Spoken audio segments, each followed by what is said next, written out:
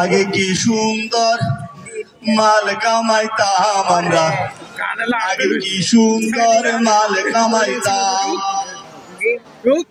আগে কি সুন্দর মাল কামাইতাম আমরা, আগে কি সুন্দর দিন কাটাইতাম। টেন্ডার যখন হইতো আপাই আমগো ডাকতো, উন্নয়নের নামে সবই লুটা খাইতাম। টেন্ডার যখন উন্নয়নের নামে সবই লুটা খাইতাম। পাইপিকার মেশিন গান গানের তুফান, পাইপিকার মেশিন গান গানের তুফান লইয়া সরকার নৌকার মিছিল করিতাম আমরা, লইয়া পিস্তল নৌকার মিছিল করিতাম। আগে কি সুন্দর মাল কামাইতাম আমরা, আগে কি সুন্দর মাল কামাইতাম, আগে কি সুন্দর মাল কামাইতাম আমরা, আগে কি সুন্দর মাল কামাইতাম। হিন্দু বাড়ি তো টাকা পয়সা থাকতো, আমরা সবাই গিয়া ডাকাতি করিতাম। হিন্দু বাড়ি তো পূজা যখন হইতো, আমরা সবাই গিয়া মূর্তি ভাঙিতাম। তদন্তের কি দরকার, আমরাই তো সরকার। তদন্তের কি দরকার, আওয়ামী লীগ সরকার। জাহাবাদ বিএনপি রে ফাঁসাইয়া দিতাম আমরা, ফাঁসাইয়া দিতাম। আগে কি সুন্দর মাল কামাইতাম আমরা, আগে কি সুন্দর মাল কামাইতাম।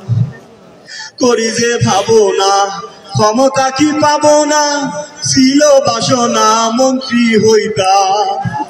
দিন হতে দিন হইতেছে কঠিন, ভাঙা হাত লইয়া কোন পথে যাইতাম আমি, ভাঙা হাত লইয়া কোন পথে যাইতাম। আগে কি সুন্দর। এই সময় কেরা ফোন দিল? ইন্ডিয়ান নাম্বার, ইন্ডিয়ান নাম্বার নিশ্চয় আপা ফোন দিছে, আপা ফোন দিছে। এই ফোন ধরবো না।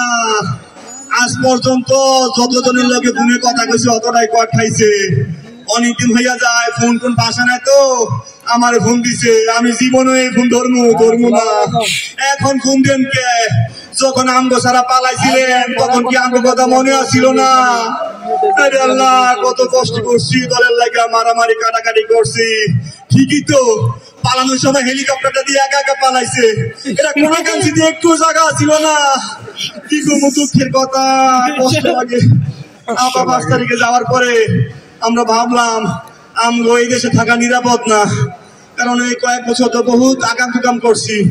এই জন্য চিন্তা করলাম আপা যে দেশে গেছে, দেখি ওই দেশে আমিও পালাইতে পারি কিনা। এই জন্য ব্যাগের মধ্যে টাকা পয়সা লইয়া ঢাকা গাবতলী থেকে চিন্তা করলাম যাই দেখি হিলি বন্দর দিয়া কটাটা নিয়ে পালাতে পারি। পরে আইলাম ঢাকা গাবতলী, আইয়া চিন্তা করলাম বাসে উঠলে যদি আমার চিন্তা ফেলায়, আমি তো নেতা, এই জন্য আমি বাসে উঠি নাই।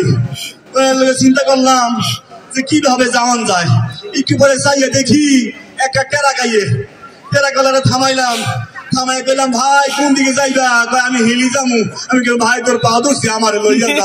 কয় না, আমরা তো নেওয়া যাইবো না, কারণ আমার ছাগলের পিছনে খালি, ওই টেরাকের পিছনে খালি ছাগল, আর সামনে তো 3 জন আছে অলরেডি, আমার টেরাকে জায়গা নাই।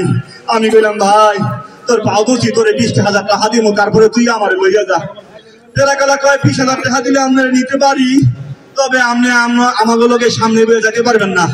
আমাদের টেরাকে পিছনে ওই ছাগল আছে, ছাগলের লোকে বইয়ে যেতে পারবেন। চিন্তা করলাম যে যান বাঁচান তো খরচ, 20,000 টাকা দিয়া পেছনে টেরাকের মধ্যে ছাগলের লোকে বইয়া পড়লাম। আরে আল্লাহ, টেরাক চলে আর চলে, ছাগল এমন জারুরা এদিক দিয়ে সারান দেয়, এদিক দিয়ে গুতা দেয়, এদিক দিয়ে লেয়া দেয়, এদিক দিয়ে সেনায়। এই ছাগলের লোকে বইয়া থাকতে থাকতে আমার বেড়ে গেছে গ্যাস হইয়া। পরে চিন্তা করলাম ব্যাগের মধ্যে একটা গ্যাসের ট্যাবলেট আছে, ট্যাবলেটটা খাই।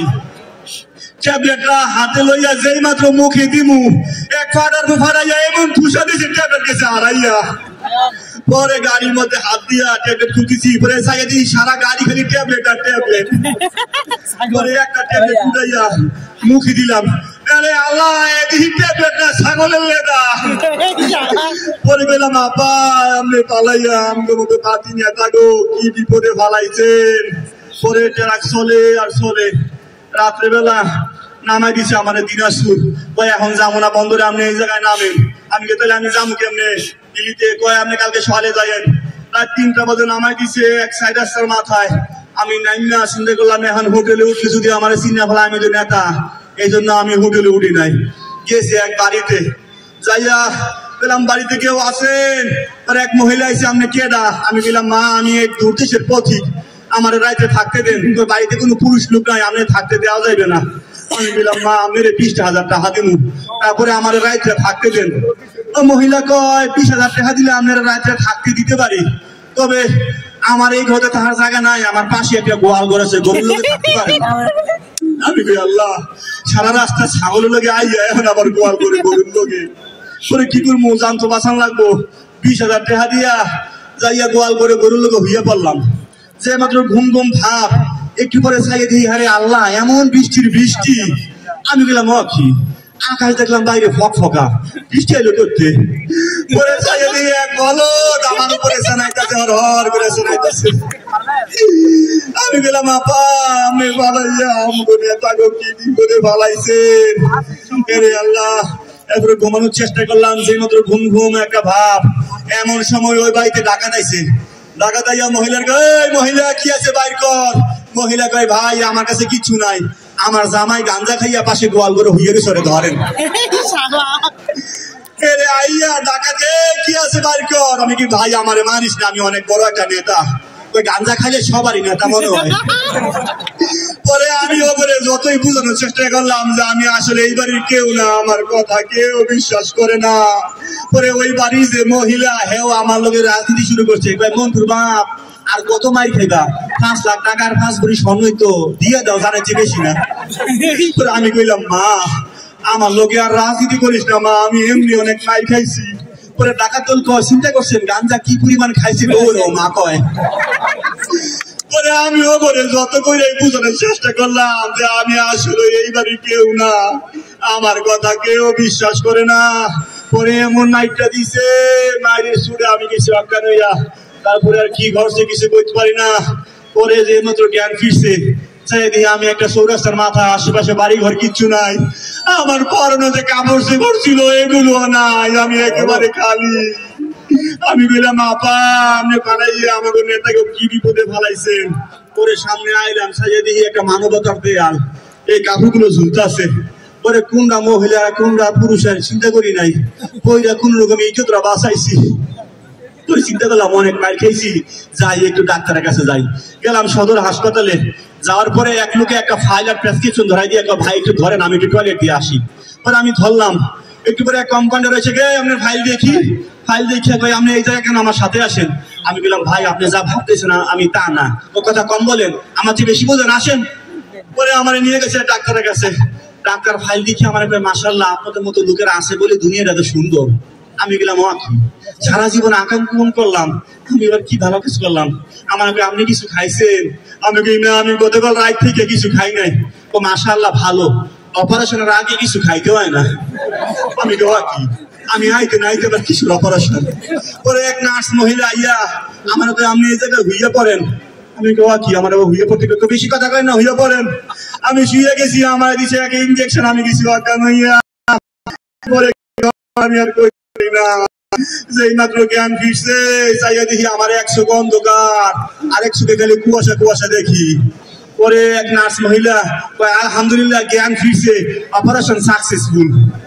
আমি বললাম আপা আমার তো হাত ভাঙছে, আপনি কিসের অপারেশন করলেন? কি আপনি তো বৈষম্য বিরোধী ছাত্র আন্দোলনের এক ছাত্র চোখ গেছে, তারা চোখ দান করছেন, তার অপারেশন। আমি বললাম আল্লাহ কি কয়, 4 তারিখ পর্যন্ত যে ছাত্রগুলোরা মারছি, পিটাইছি, গোলাগুলি করছি, আমি নাকি ওই ছাত্রগুলো চোখ দান করছি। আমি বললাম আল্লাহ তুমি আমার উড়াইয়ে লইয়ে যাও। পরে ওই নার্স মহিলা কি আপনি কি মরণোত্তর দেহ দান করতে চান? আমি তো বুঝে গেছি, আমি জামাত শিবিরের পাল্লায় পড়ে গেছি, জামাত শিবিরের পাল্লায় পড়ে গেছি। কিন্তু আমার কথা হইল না, আপনারা এত হাসতেছেন কেন? এখানে কি জামাত শিবির আছে নাকি? এটা জামাত শিবির আছে, লোকজন আছে। আরে আল্লাহ, আমি খালি ঘুরে ঘুরে খালি পাল্লাই করতেছি, হ্যাঁ নাকি জামাত বিএনপি আছে। রে আল্লাহ আমি তাড়াতাড়ি পালাই, আগে কি সুন্দর মাল কামাইতাম।